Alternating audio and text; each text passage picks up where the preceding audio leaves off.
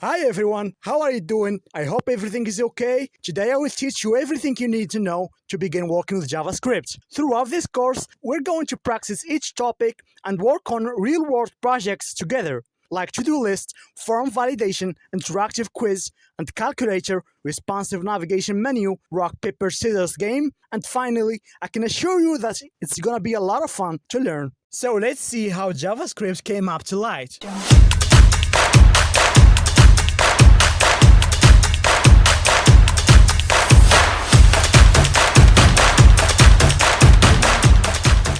So back in 1995, a developer named Brandon Ish was working at Netscape Communications. They wanted to make web pages more interactive and dynamic because at that moment, web pages were mostly static, just texts and images. His main goal was to allow web designers and developers to add interactivity to their websites easily. Since then, JavaScript has evolved a lot and has become one of the most important languages for web development.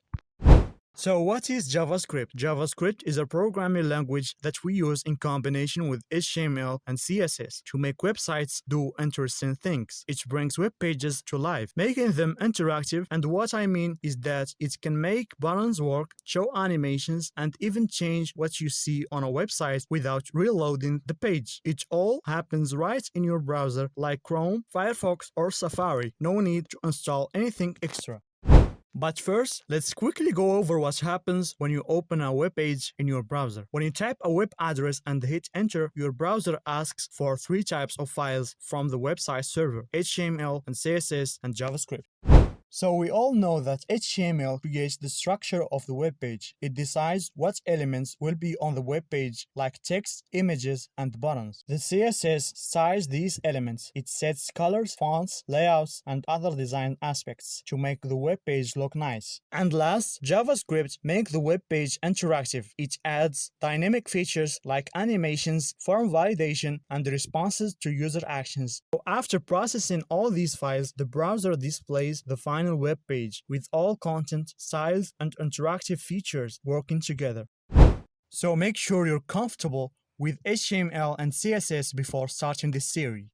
Nowadays, JavaScript can run not only in the browser but also on the server and on any device with a special program called a JavaScript engine. This engine reads the JavaScript code, converts it to machine code, and runs it quickly. The engine also improves the code while it runs, making it even faster based on what it learns. JavaScript works with different engines, each with a special name. For example, V8 runs in Chrome, Opera, and Edge. SpiderMonkey runs in Firefox, and Chakra for Internet Explorer. These names are helpful when you read about coding. If a feature works with V8, it works in Chrome, Opera, and Edge, but it might not work in Firefox with SpiderMonkey. Developers need to know these differences and sometimes adjust their code to make sure everything works well in all browsers.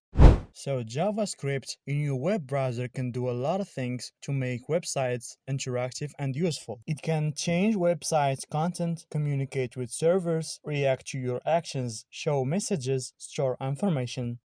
But JavaScript has some limits to keep you safe while browsing. First, it can't freely open or change files on your computer hard drive. Second, it needs your OK to use things like your camera or microphone. Third, different websites can't share your info without special permission. And last, it's restricted for getting data from other websites without your approval. Modern web browsers can use add-ons or extensions that might ask you for extra permissions. These permissions let the add-ons do special tasks like accessing files on your device or using the camera and microphone. To keep your information safe, these add-ons need your permission before they can do these things.